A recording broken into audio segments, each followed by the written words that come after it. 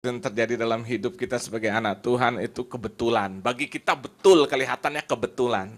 Tapi semua sebenarnya sudah dirancang oleh Tuhan. Amin. Mungkin saudara bertanya, manusia siapa ada di depan ini saudara? Itu sebabnya saya akan memperkenalkan terlebih dahulu. Saya ini pendeta Stevi Lucy Tanamal. Kalau saudara dengar di farmnya itu sudah tahu kira-kira dari mana itu. Saya Ambon saudara. Tapi kalau saya bilang saya orang Ambon, orang nggak percaya. Karena mama saya memang masih ada campuran dari luar. Ya inilah hasilnya saudara. Dan saya melayani di GBI Marunda. Tadinya saya bantu di GBI Shalom. Kalau saudara mungkin pernah tahu Bapak Pendeta Yori Tasik. Atau Bapak Japarlin Marbun tuh mantunya. Nah saya tuh melayani di situ. Dari sejak dari tahun 80-an lah. Tahun 86 tuh saya bertaubat. Saya melayani dari tahun 80 sebenarnya mengikuti. Saya ini seorang musisi saudara, seorang pemusik latar belakang. Sampai sekarang pun masih main musik. Kalau saudara pernah tahu grup IJM, Indonesian Gospel Musician tuh, yang ada Jeffrey Tahalele, Hari Anggoman, nah pemain saksofonnya itu saya saudara. Sampai hari ini pun masih saya main. Saya bantu juga Pak Gilbert di GBI Glow di Tamrin Residen itu. Ya saya kalau enggak dapat jadwal khotbah ya saya main musik saudara. Sampai hari ini, nanti sore juga ke sana saudara. Dari jam 3 ada 3 ibadah, ada 6 ibadah, saya 3 kali ibadah di sana. Nah itu saya melayani di GBI, akhirnya tahun 2003 Tuhan berikan saya berdua teman, kami dapat kesempatan Tuhan berikan satu tempat daerah Marunda. Marunda tuh nggak ada orang yang mau ke sana saudara. Itu kan agak di pinggiran. Saya selama di Jakarta 32 tahun itu baru setelah tahun 2003 baru menginjak Marunda saudara. Sebenarnya nggak pernah kepikir dan akhirnya disitulah kami buka gereja diberikan oleh seorang pengusaha pompa bensin. Jadi itu ibadah kamu, gereja kami ada di kompleks pompa bensin. Sudah sekitar 7 tahun lebih. Di sana tidak ada gereja dan notabene saudara orang Kristen sana pun yang ada nggak pernah ke gereja. Dan akhirnya puji Tuhan dari 7 orang kami melayani, sekarang sudah sekitar kurang lebih 200-an orang. Dan itu saudara, haleluya, beri kemuliaan bagi Tuhan. Dan itu notabene orang Kristen tidak pernah ke gereja plus orang-orang yang non-Kristen. Beberapa waktu yang lalu kami baptis begitu, berapa orang sekaligus, orang yang latar belakang non-Kristen. Ada orang Betawi, ada orang Cirebon, ada orang Bima, sebagai ada orang Palembang, saudara non-Kristen betul-betul. Dan itu memberikan saya bergairah terus dalam Tuhan, amin. Bukan karena mencari harta, nggak ada harta di Marunda saudara. Secara materi orangnya orang-orang sederhana. Tapi saya tahu melayani Tuhan bukan cari hidup, tapi melayani Tuhan memberi hidup bagi Tuhan, amin. Kenapa? Tuhan sudah lebih dahulu memberikan hidup bagi kita, amin. Dan itu sebabnya akhirnya saya melayani di situ dan saya bertobat tahun 86. Dari latar belakang seorang pemusik, Tuhan panggil dan akhirnya saya berikan hidup saya. Jadi sekitar kurang lebih 25 tahun lah. Tahun ini masuk saya melayani Tuhan. Saya masuk seminari Bethel, dari situ saya mulai dikirim ke daerah-daerah pelayanan. Jadi sampai sekarang pun saya sering melayani ke daerah-daerah. Sampai sekarang saya tetap melayani Tuhan. Saya punya seorang istri, cukup satu istri. Karena kita bukan seperti yang di TV itu memberitakan. Kita cukup satu. Istri saya orang Chinese, saudara. Saya berjumpa dengan dia juga waktu saya dikirim pelayanan di kota Salatiga. Istri saya Chinese Semarang, kuliah di Setia Wacana Salatiga. Disitulah kami ketemu dan akhirnya menikah. Kami punya 2 orang anak sepasang, yang pertama perempuan dan yang paling kecil yang kedua laki-laki, cukup. Yang cewek yang pertama tuh cantik, mukanya mirip saya. Berarti tidak terlalu beda jauh. Yang kedua mirip istri saya. Chinese banget, sampai sering kali teman saya ada pendeta di Glodok, dia bilang, ini lu lepas Glodok aja juga hidup. Nah itu latar belakang saya, dan istri saya bukan pendeta, istri saya notaris PPAT, kantornya di Kelapa Gading. Saya selalu bilang sama dia, kamu tidak perlu melayani Tuhan seperti saya pendeta, karena ladang pelayanan Tuhan, Tuhan sudah tetapkan masing-masing, amin. Ladangmu, mimbarmu adalah di mana kamu bekerja sebagai notaris PPAT, di situ kami bisa mempermuliakan Tuhan. Dan puji Tuhan, akhirnya saudara dalam orang biasa kalau jual beli kan banyak masalah, kadang-kadang ribut masalah harta ya kan. Akhirnya istri saya bisa apa? Ya bisa menjadi saksi di situ sampai akhirnya jadi ruang konseling juga di kantor. Haleluya loh, sekarang kita harus mulai membuka diri kita, pemikiran kita, mindset kita dibuka. Melayani bukan harus di belakang mimbar ini, amin. Di mana Tuhan tempatkan saudara sebagai seorang pedagang, pebisnis, apapun, Itu ladang yang Tuhan percayakan bagi saudara. Amin. Nah, itu latar belakang saya. Dan puji Tuhan, nah pagi ini kita akan sama-sama belajar firman Tuhan. Kayaknya apa yang saya doakan persis yang Pak Niko tadi saya lihat sampaikan, saudara. Bahwa kita harus berkembang, ya kan, multiplikasi, perluasan Tuhan akan lakukan tahun 2011 ini tahun perluasan bagi kita, amin. Tapi ada hal-hal yang perlu kita perhatikan tentu supaya kita dapat meraih itu. Nah, pagi hari ini saya akan berbicara satu hal, mungkin hal yang sangat sekali kita kenal. Saya ajak saudara membuka lebih dahulu dalam Injil Matius pasal 6. Injil Matius pasal yang ke-6. Kita akan baca ayat 25 sampai dengan ayat 34. Saya ajak kita membaca secara bergantian, ini hal yang sangat terkenal sekali tema ini, yaitu hal kekhawatiran. Saya baca ayat 25, saudara ayat 26, supaya pagi ini kita sama-sama membaca firman Tuhan, karena mungkin saudara dari rumah ada yang belum sempat baca. Nah, sekarang kita baca, saya baca ayat 25, saudara ayat 26 secara bergantian. Hal kekhawatiran. Karena itu aku berkata kepadamu, janganlah khawatir akan hidupmu, akan apa yang hendak kamu makan atau minum, dan janganlah khawatir pula akan tubuhmu, akan apa yang hendak kamu pakai. Bukankah hidup itu lebih penting daripada makanan, dan tubuh itu lebih penting daripada pakaian?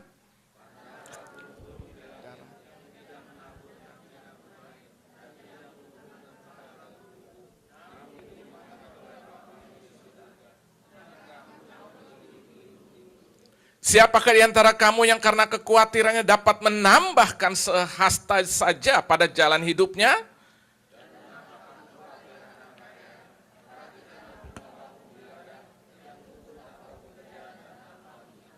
Namun aku berkata kepadamu, Salomo dalam segala kemegahannya pun tidak berpakaian seindah salah satu dari bunga itu.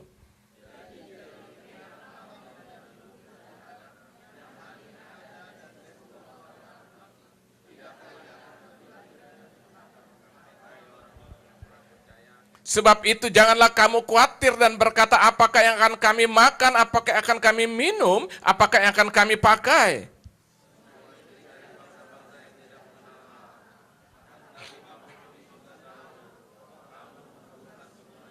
Tetapi carilah dahulu kerajaan Allah dan kebenarannya, maka semuanya itu akan ditambahkan kepadamu.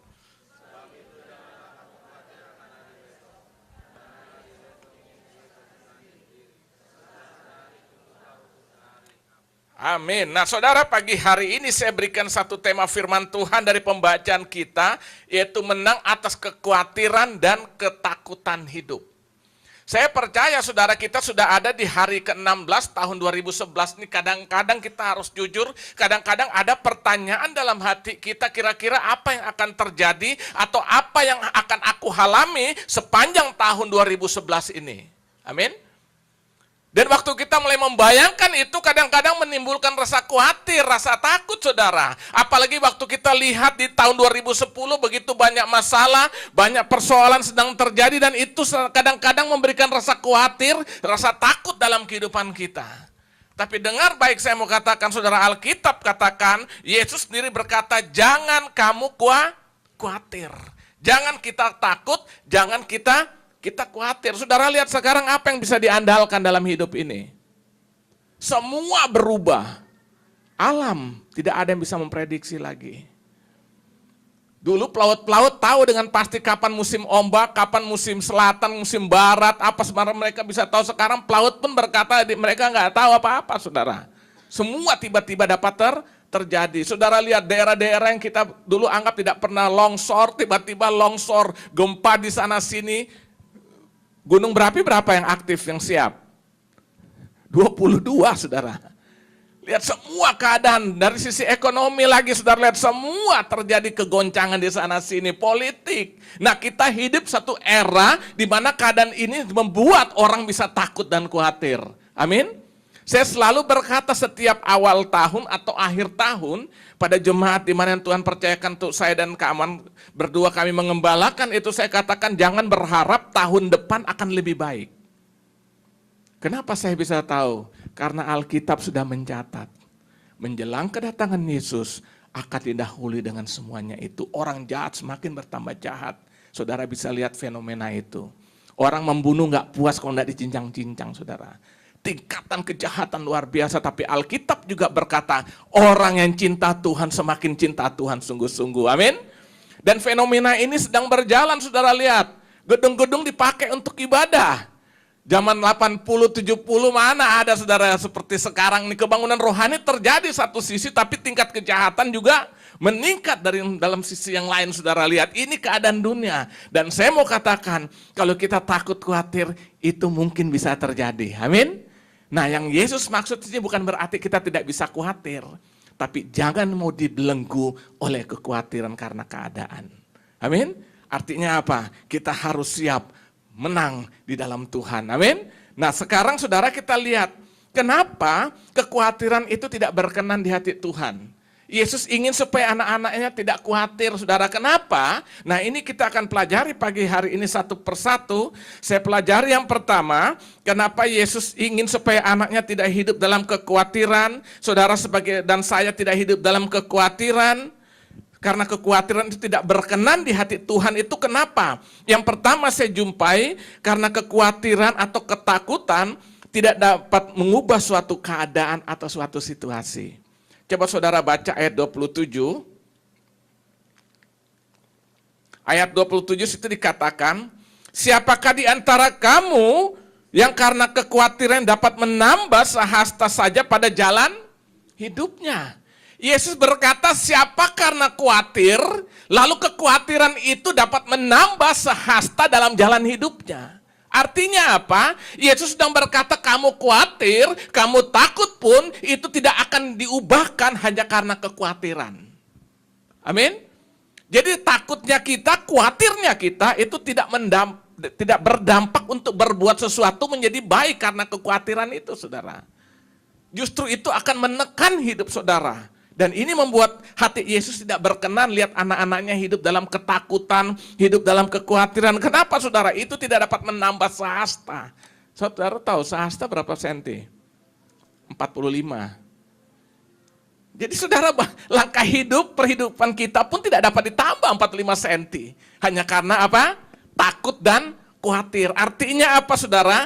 Kekhawatiran, ketakutan itu tidak dapat mengubah suatu keadaan, tidak dapat mengubah suatu situasi. Makanya pemazmur berkata, 1000 boleh rebah di sisiku, 10.000 boleh rebah di kananku, tapi itu tidak akan menimpa aku. Mazmur 91 ayat yang ke-7, saudara, tidak akan menimpa aku. Artinya apa? Berarti saudara kita tidak perlu lagi hidup dalam ketakutan dan kekhawatiran. Kalau roh itu datang, usir di dalam nama Yesus. Amin? Khawatir bisa, itu manusiawi saudara. Yesus pernah khawatir enggak? Pernah. Malam terakhir sebelum disalibkan, kan dia takut sampai 3 kali dia berdoa. Kalau boleh Tuhan, Bapak cawan ini berlalu. Tapi dia tutup dengan satu kata, bukan kehendakku yang jadi, tetapi kehendakmu yang jadi. Dia pernah khawatir. Jadi saya percaya waktu Yesus sampaikan ini, Yesus tahu persis kita bisa khawatir. Tapi Yesus juga mau supaya kita jangan khawatir. Amin? Jangan dibelenggu, jangan dikuasai oleh kekhawatiran itu. Kenapa? Kekhawatiran tidak dapat mengubah suatu keadaan, tidak dapat mengubah suatu situasi. Berarti waktu saudara menghadapi satu persoalan, waktu saudara menghadapi suatu masalah, yang harus diubah bukan keadaannya, tapi sikap hati kita, pola pandang kita terhadap keadaan itu. Amin? Ini menentukan loh saudara. Saya selalu berkata di dunia ini akan berubah, semua akan berubah. Yang tidak pernah berubah apa? Perubahan itu sendiri. Bingung kan? Semua di dunia pasti berubah. Yang tidak pernah berubah adalah perubahan itu sendiri. Jadi dengan kata lain ya selalu berubah. Nah saudara, bayangan kita hidup dalam keadaan sedang berubah terus setiap saat. Nah kalau kita hidup dengan keadaan di mana kita melihat keadaan itu terus, kita bisa khawatir. Tapi waktu konsep pandang kita, sikap hati kita terhadap keadaan itu kita ubah. Karena kita tahu apapun yang terjadi, penyertaan Tuhan akan tetap menyertai hidupku. Kemuliaan Tuhan akan dinyatakan dalam hidupku. Ini membuat kita akhirnya bebas dari rasa takut dan kekhawatiran itu. Amin. Saya ingat tahun 98 saudara. Itu peristiwa apa? Kerusuhan di Indonesia, khususnya di Jakarta, itu sangat mengerikan saudara. Nah, istri saya waktu itu saudara dia ditunjuk harus mengikuti pendidikan apa? BP7 itu saudara untuk menjadi penatar. Lu kan ada penataran P4 itu kan. Nah, dia harus ikut berapa ratus jam untuk sebagai seorang penatar. Karena dia notaris dan PPHT saudara. Dan itu saudara diadakannya di kantor BP7 itu di dekat Gambir itu saudara, depan sebelah seberangan dengan Kostrad.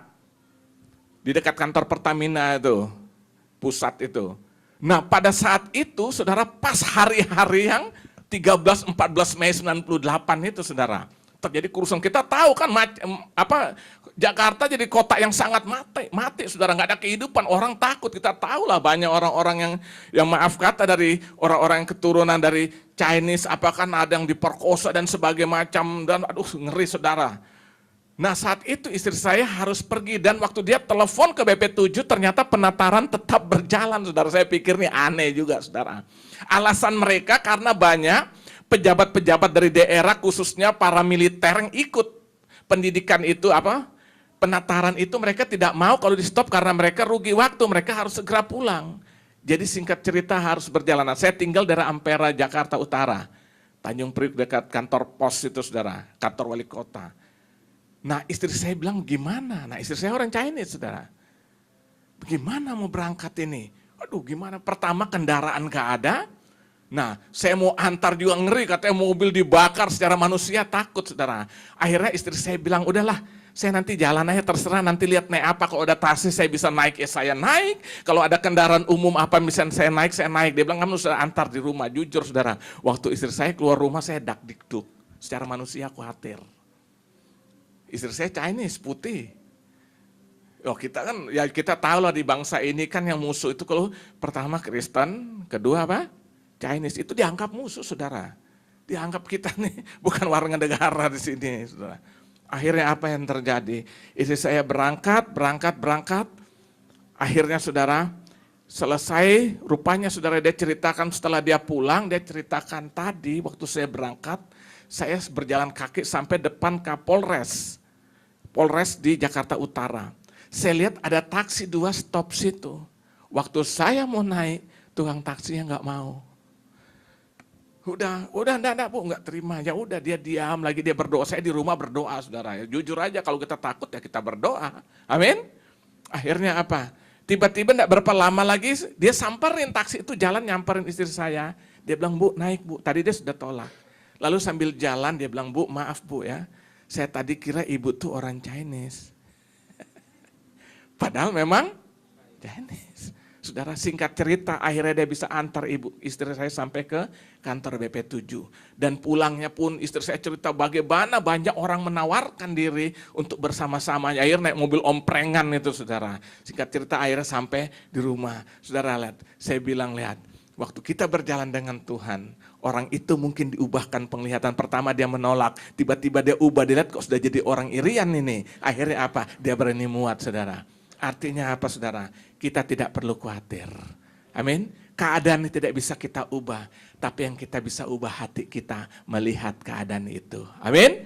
Makanya Ayub pernah berkata, yang aku takutkan itu justru itu yang menimpa hidupku. Ayub 3 ayat 25. Jadi saudara, saya mau katakan, kenapa saudara kekhawatiran, ketakutan itu tidak berkenan di hati Tuhan. Karena khawatir, takut itu tidak dapat mengubah suatu keadaan. Yang harus kita ubah pandangan kita kepada keadaan itu. Amin. Tahun 2011 tidak akan lebih baik, tapi saya tetap percaya anak Tuhan tetap dilindungi, anak Tuhan tetap dipromosikan, anak Tuhan akan tetap diangkat. Karena Alkitab jelas berkata, bumi, langit Tuhan akan goncangkan sekali lagi, supaya yang tidak tergoncang itu akan nampak. Siapa itu dia? Saudara dan saya, kita anak-anak Tuhan. Amin. Multiplikasi akan terjadi karena kita anak-anak Tuhan. Makanya jangan khawatir, jangan takut. Saudara tahu kenapa? Ini akan menghambat berkat Tuhan sampai kepada kita karena ketakutan dan kekhawatiran itu. Amin. Ini yang pertama. Yang kedua, kenapa saudara Yesus tidak mau anak-anaknya hidup dalam kekhawatiran atau kekhawatiran itu tidak berkenan di hati Tuhan? Kenapa? Yang kedua saya jumpai, karena kekhawatiran menunjukkan ketidakpercayaan akan kesanggupan Tuhan untuk memelihara hidup ini. Jadi waktu kita tidak percaya, waktu kita khawatir, kita takut, sebenarnya kita sedang apa? meragukan kesanggupan Tuhan memelihara hidup kita. Coba saudara baca ayat 26, ayat 26, ayat 28 dan ayat ke-30. Saya baca, pandanglah burung-burung di langit yang tidak menabur dan tidak menuai dan tidak mengumpulkan bekal dalam lumbung, namun diberi makan oleh Bapakmu yang di sorga. Bukankah kamu jauh melebihi burung-burung itu? Ayat 28. Dan mengapa kamu khawatir akan pakaian? Perhatikanlah bunga bakung di ladang yang tumbuh tanpa bekerja dan tanpa memintal. Ayat 30.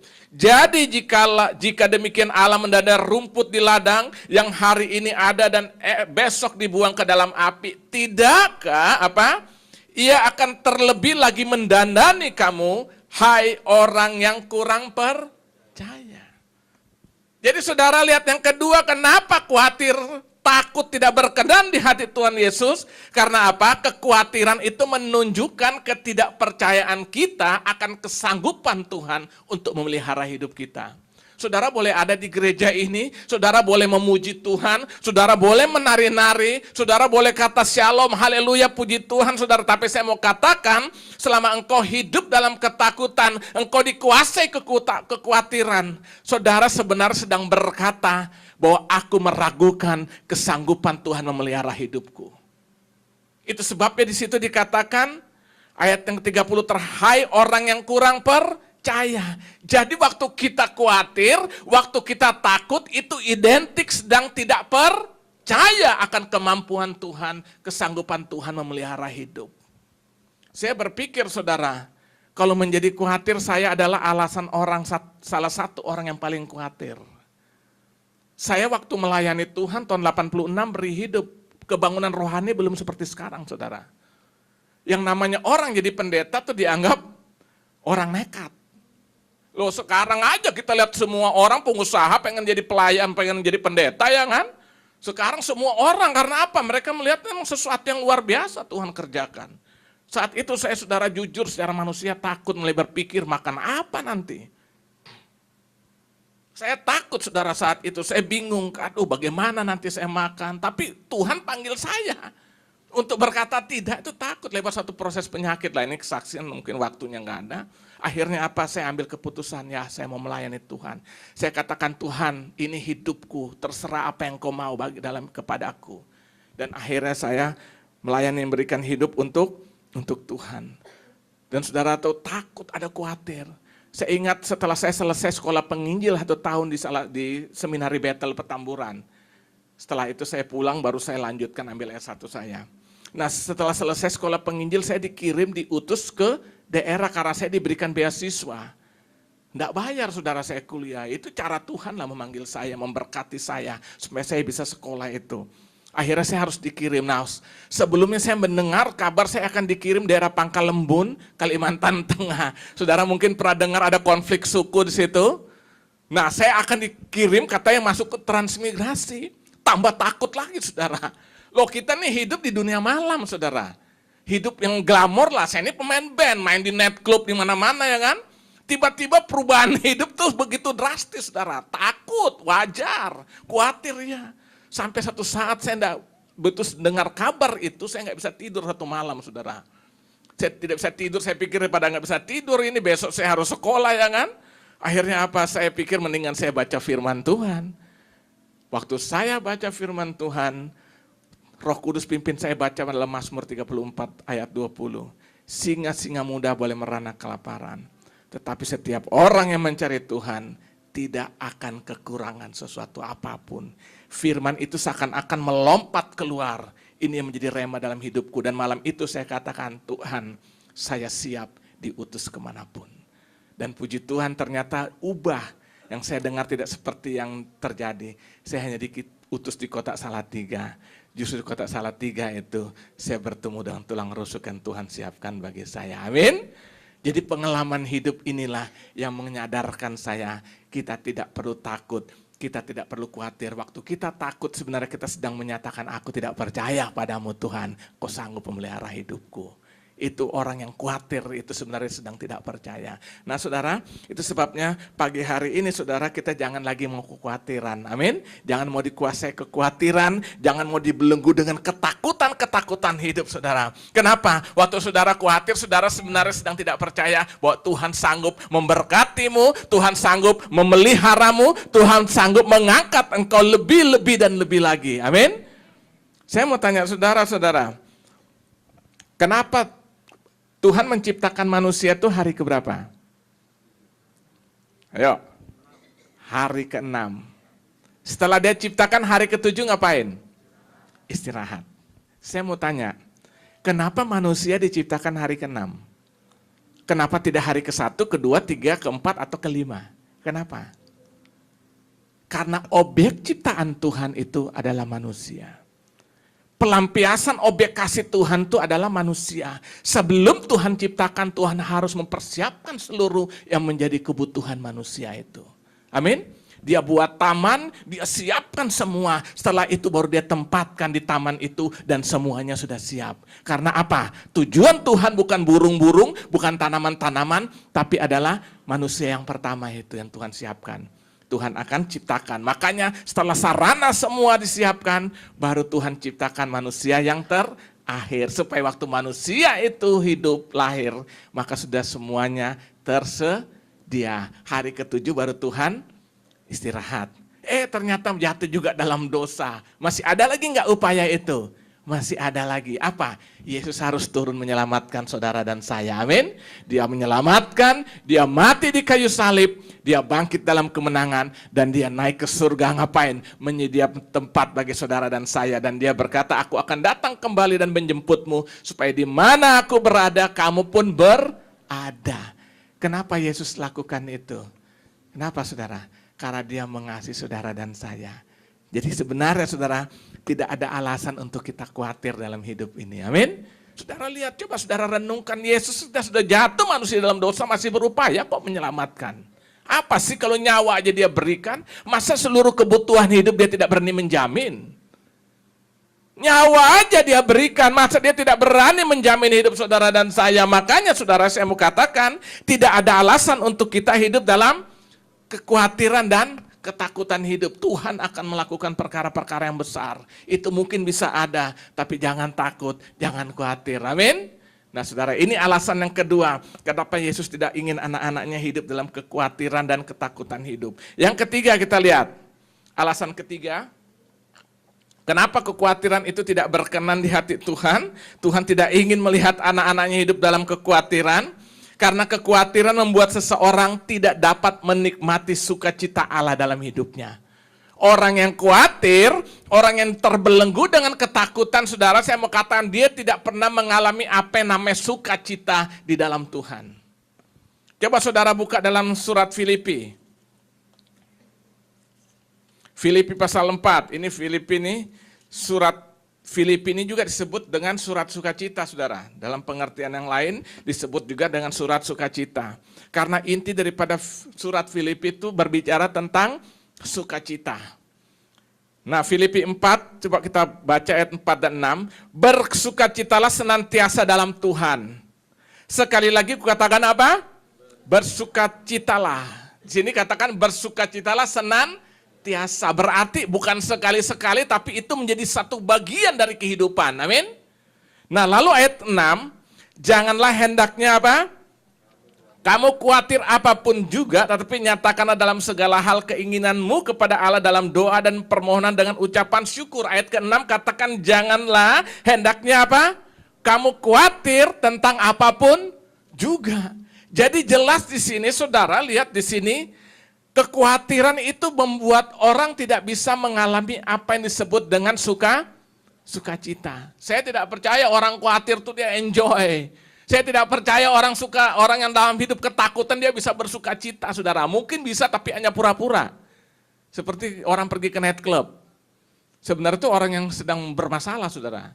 Kelihatannya, wih itu dia dansa, kelihatan begitu dia pulang, persoalannya ada lagi. Dan itu membuat dia khawatir. Nah saudara lihat, saya mau katakan kekhawatiran membuat seseorang tidak dapat menikmati sukacita di dalam hidupnya. Saudara tahu kapan Paulus menulis surat ini? Paulus menulis surat Filipi ini sekitar tahun 55, tahun 56 Masehi. Dan waktu dia menuliskan surat ini, Paulus sedang ada di penjara di kota Roma. Coba saudara renungkan, aneh enggak? Orang yang dalam penjara, tetapi menuliskan surat kepada jemaat di luaran sana, dia katakan bersukacitalah senantiasa dalam Tuhan, sekali lagi kukatakan bersukacitalah, jangan kamu apa? Khawatir. Saudara coba renungkan, ini masuk akal enggak? Secara akal sehat, sukar diterima. Kenapa? Orang yang di penjara tuh enggak enak. Gayus aja berupaya saudara, sampai bayar sampai supaya bisa pergi keliling-keliling karena enggak enak saudara. Saya berapa kali melayani penjara saudara, termasuk Salemba itu. Saya khotbah di situ. Ternyata saya lihat, enggak enak saudara. Waktu saya di Nusa Tenggara Timur, di daerah Sumba Barat, Waingapu juga, saya diberi kesempatan melayani juga di penjara. Yang lalu di Cilacap, harusnya kemana tuh? Nusa Kambangan. Sudah sampai di Antar situ, kapalnya udah berangkat, akhirnya nggak ketinggalan, nggak jadi saya melayani di Nusa Kambangan. Saya sering saudara pelayanan tempat-tempat begitu. Waktu masuk saudara saya lihat, gak enak banget saudara. Mungkin kalau saudara punya uang banyak lumayan lah.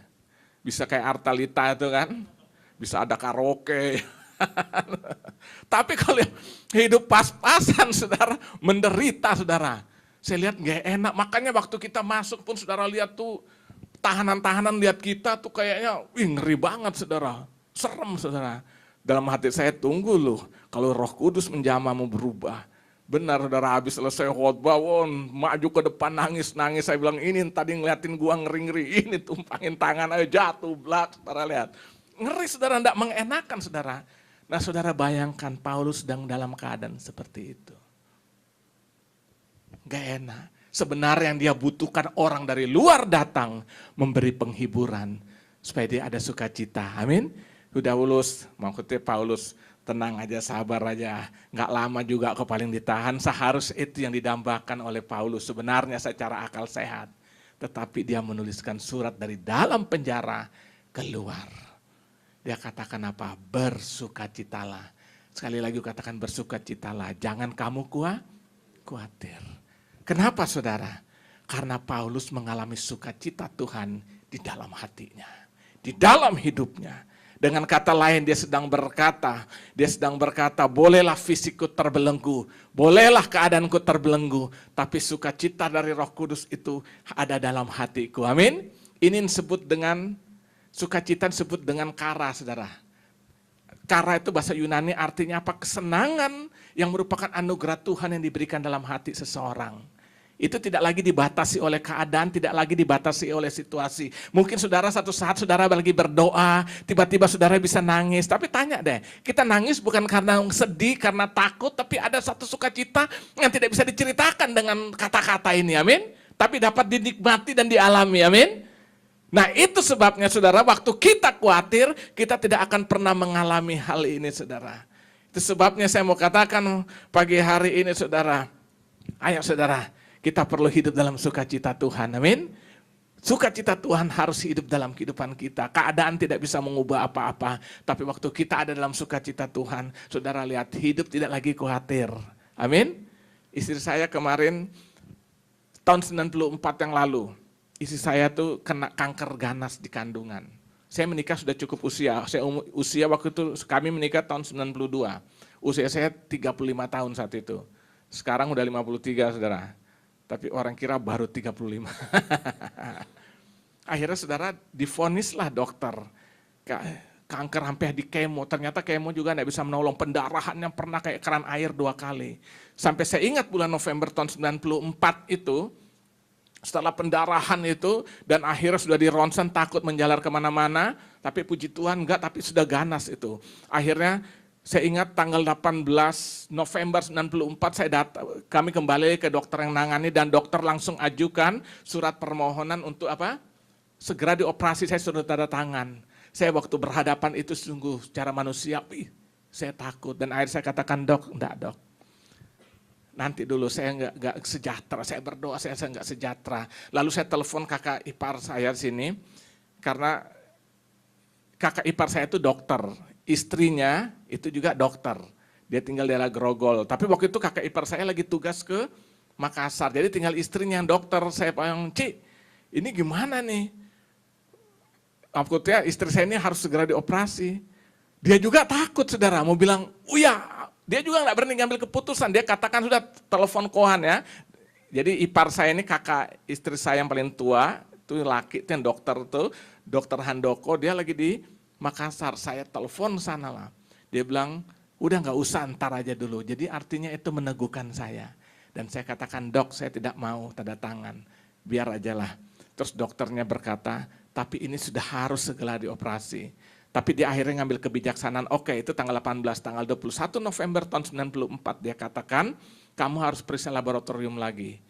Kamu tidak bisa hasilnya, kamu tidak bisa nolak. Kalau harus segera dioperasi, harus dioperasi. 18, 19, 20 hari Minggu November, saya ingat tahun 94, saya biasa pelayanan begini, saya pulang sebentar, saya makan, waktu saya pulang sampai di rumah, saya buka pintu kamar, saya lihat istri saya lagi berdoa sendiri, selesai itu saya langsung ke ruang makan, saya makan, tidak lama istri saya keluar ke kamar mandi, dari kamar mandi dia keluar datangin saya di ruang makan dengan agak sedikit takut saudara, saya tanya kenapa, dia berkata waktu saya lagi berdoa, ada sesuatu yang saya rasakan mau keluar dari tubuh saya. Akhirnya dia bilang, saya ke kamar mandi. Waktu saya sampai kamar mandi, dia bilang, dia lihat daging sebesar kepalan tangan ini kayak bakso, dia bilang keluar. Dan akhirnya saking takutnya dia masukkan di kloset, dia guyur itu. Dan akhirnya larutlah itu. Waktu dia bilang gitu, saya loncat, saya bilang, haleluya, Tuhan sudah menjembuhkan engkau. Itu tanggal 20-nya saudara. Sementara dokter katakan apa? Tanggal 21, pagi-pagi sekali saya antar dia jalan ke Ramat Raya, Prodia itu kan, laboratorium, pergi periksa situ. Selesai itu saudara pulang, jujur saya katakan, terimanya seperti waktu saya masih SD terima rapot tuh nggak tahu nih naik atau nggak nilainya gimana, rasa dakdikduk. Begitu buka, ternyata negatif, sembuh total. Amin. Saudara lihat, kami saat itu belum punya anak dan akhirnya bisa punya anak 2. Nah setelah itu saudara, setelah beberapa tahun itu ternyata saudara, ada ini, orang bilang mium tuh loh. Nah katanya tuh nggak apa-apa, dokter bilang nggak usah apa-apa, nanti waktu masa menopause juga nanti itu akan menciut katanya. Ya udah, tapi ternyata saudara, istri saya belum menopause, saudara diperiksa sudah tambah gede, 8,5 cm. Sementara kandungannya itu 9 cm, jadi dokter bilang ini bahaya nih. Jujur saudara, kan maunya kita kalau yang lalu sudah Tuhan tolong seperti itu, maunya kita seperti itu lagi, jujur aja ya kan. Kita kan begitu, saya berdoa, aduh gimana nih Tuhan berdoa. Tapi saudara rupanya cara Tuhan memang kita pakai juga tangan dokter, amin. Tuhan bisa pakai tangan dokter, bisa pakai juga obat-obatan dan segala perlengkapan medis. Ternyata Tuhan izinkan saudara. Dan jujur saya khawatir juga, karena apa? Ini kan pernah bermasalah yang lalu, karena apa? Ganas itu kan, akhirnya periksalah beta HCG, istri saya beberapa hari sempat takut, ternyata hasilnya saudara cuma -2, nilai rujukan -4, ini menjadi normal, jadi dioperasi lah. Saya bertanya sama Tuhan, di rumah sakit tuh rasa takut sudah nungguin orang-orang operasi, apalagi saya lihat anak saya, aduh gue belum sanggup nih jadi duda, ya kan? Apalagi lihat anak saudara, hati paling sedih waktu lihat anak dia nungguin diam gitu saudara. Akhirnya saudara Roh Kudus katakan, ya Tuhan izinkan itu, tapi itu yang dia izinkan tidak memiliki dampak apa-apa. Dari singkat cerita istri saya kandungannya diangkat, ya udah memang kami cuma punya 2 anak kan cukup, diangkat tidak berdampak. Saya percaya kalau itu mungkin ada hal negatif, saya percaya Tuhan akan lakukan sesuatu. Tapi karena ini ya biasa-biasa saja. Dan akhirnya puji Tuhan, saudara, istri saya sekarang sudah dalam proses. Jadi tanggal 31 malam itu saya di rumah sakit. Dari tanggal 29 malam, hari Minggunya tanggal 2 siang baru saya pulang saudara. Saya temanin dia di situ. Nah satu hal saya mau katakan, kadang-kadang ada khawatir. Tapi saya tidak mau dikalah kekhawatiran itu. Saya tetap bersuka cita karena saya tahu sukacita saya bukan datang dari dunia. Tapi dikerjakan oleh Roh Kudus dalam hatiku. Dan ini membuat saya dapat bergloria bagi Tuhan. Amin. Nah saya mau katakan saudara di sini, kita khawatir tuh yang tidak berkenan di hati Tuhan karena apa? Kekhawatiran tidak membuat seseorang dapat bersukacita. Ayo saudara, kalau saudara mau hidup sukacita, tanggalkan kekhawatiran itu. Serahkan kepada Tuhan. Amin. Nah yang keempat, kenapa saudara khawatir tidak berkenan di hati Tuhan? Karena takut atau kekhawatiran itu bukan dari Tuhan. Saudara boleh baca nanti dalam 2 Timotius, saya akan baca 2 Timotius pasal yang pertama, ayat yang ke-7, itu dikatakan demikian.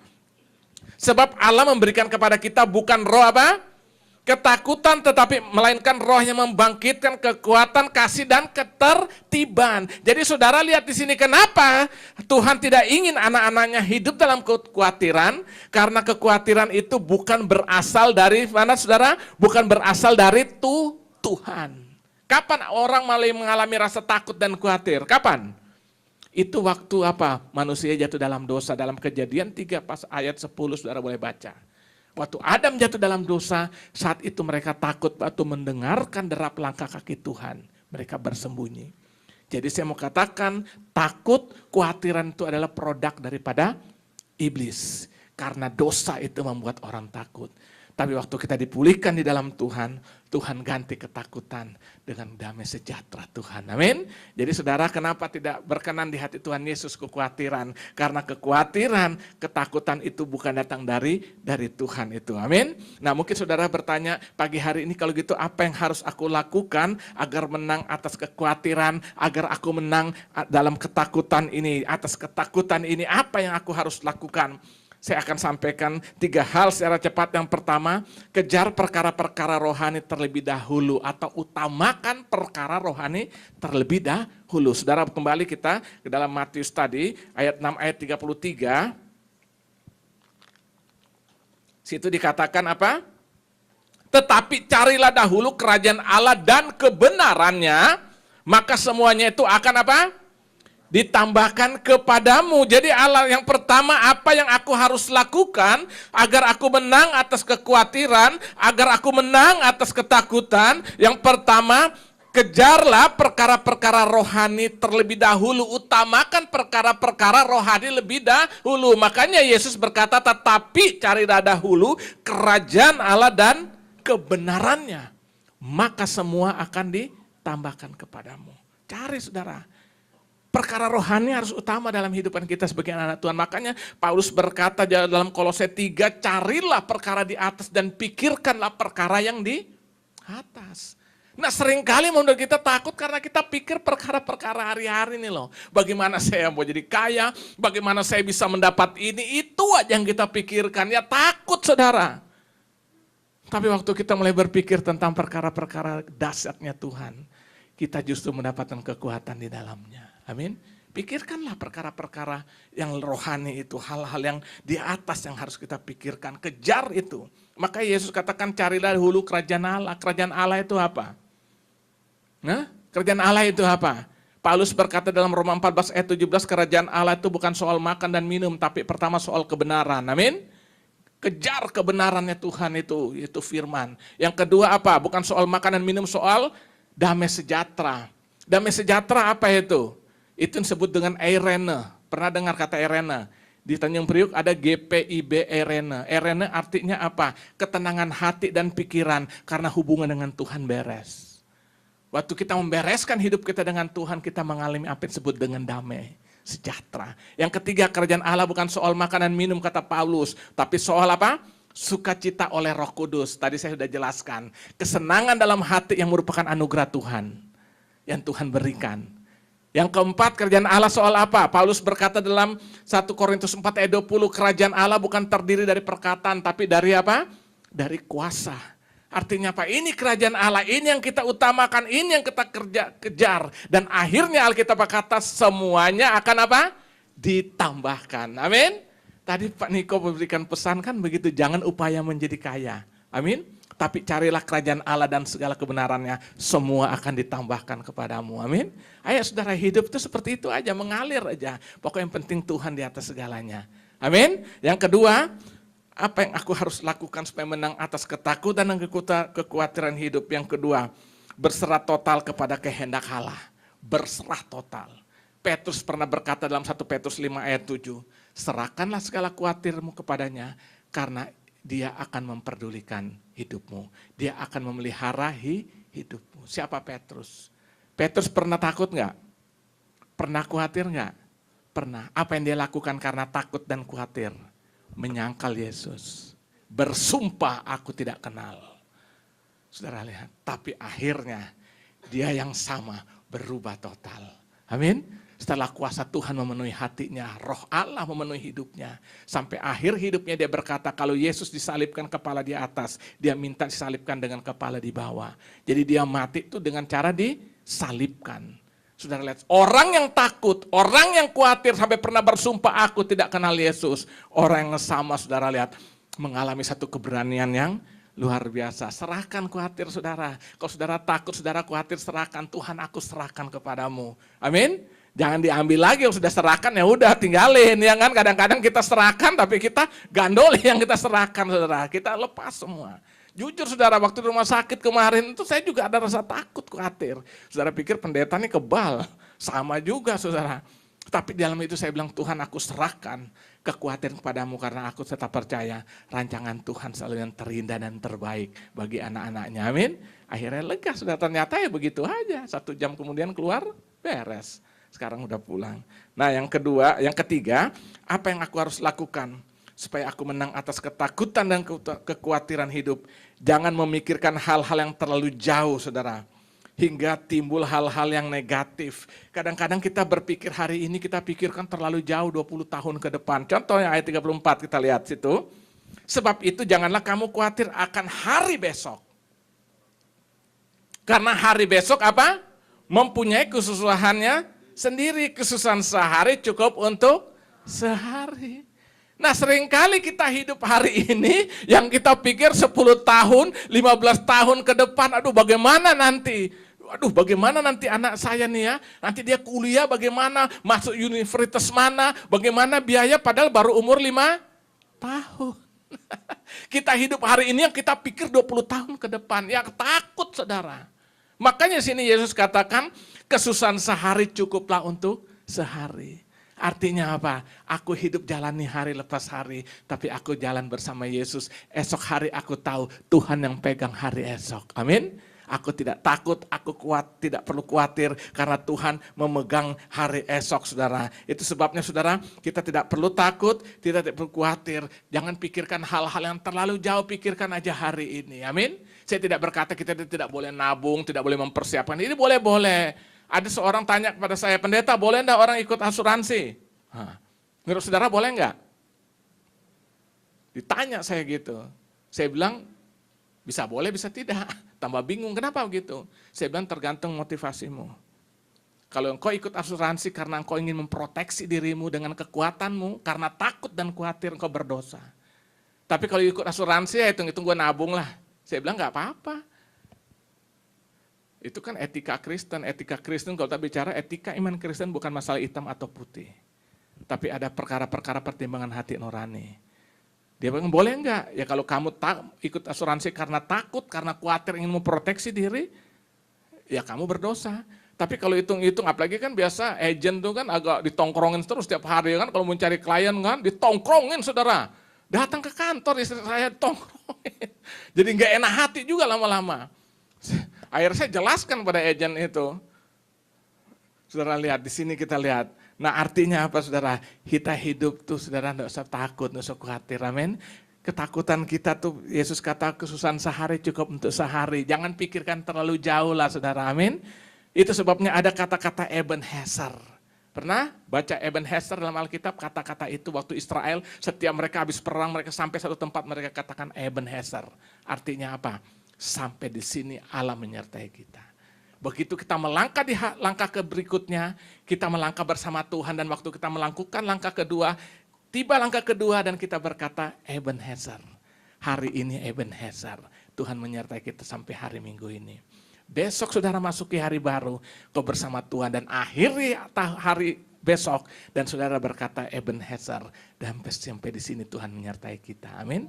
Kalau saudara sadari itu, nggak ada alasan untuk kita takut, tidak ada alasan untuk kita khawatir. Amin. Itu sebabnya pagi hari ini biar firman Tuhan menguatkan kita semua, kita bisa mengalami janji Tuhan, multiplikasi itu, perluasan itu akan terjadi dalam hidupkan kita. Kalau kita hidup tidak dengan dikuasai ketakutan, tidak hidup dengan dikuasai kekhawatiran. Kekhawatiran nggak ada gunanya, tidak ada manfaat, tolak itu dalam nama Yesus. Itu trik-trik iblis membuat hidupmu tertekan. Tapi Yesus mau kita dibebaskan di dalam Dia. Makanya Alkitab katakan, kalau anak memerdekakan, engkau sungguh-sungguh merdeka. Tuhan Yesus memberkati. Saya undang kita bangkit.